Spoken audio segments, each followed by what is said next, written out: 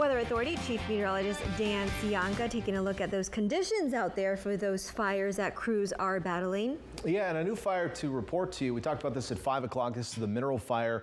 It's burning in Fresno County, just across the Monterey County line, just north of Highway 198.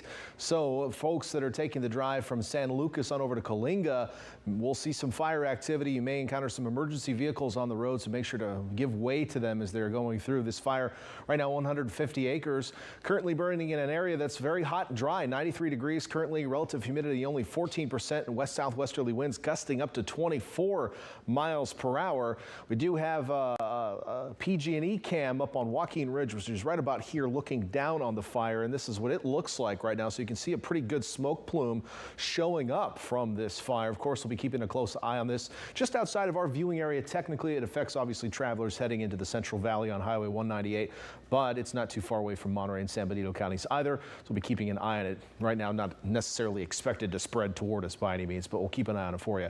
Right now, the winds, especially in our interior mountains, really gusting right now, 24 miles per hour. The reason is the marine layer is deepening right now, and as it does that, think of it like this. It's like a bathtub filling up. The mountains around our viewing area kind of act as the rim of the tub, and as the marine layer deepens a little bit, once it starts to spill over into the Central Valley, you get these big currents that develop, and they get gusty at times. So we were seeing those gusty winds into our interior valleys right now. We'll probably continue to see that tomorrow afternoon as well, especially as this ridge of high pressure just eases a little bit to the east. So it's going to take the pressure off the marine layer here locally. That's allowed it to deepen up today for us. We've seen the cooler temperatures. We've seen the clouds move a lot farther inland.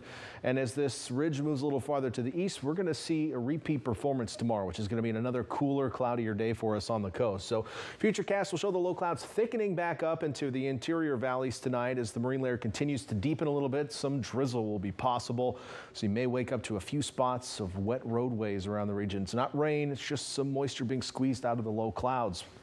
So watch out for that.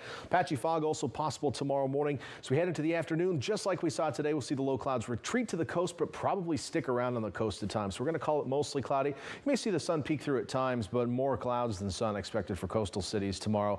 And as a result, temperatures are going to stay somewhat cool for this time of year.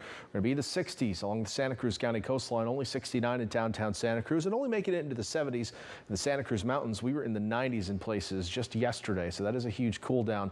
Over to the east shore of the bay, staying in the 60s as well. In fact, only 63 in Castroville, 68 in Salinas, about 3 degrees cool for this time of year, but 75 in Hollister and 80 tomorrow in Gilroy.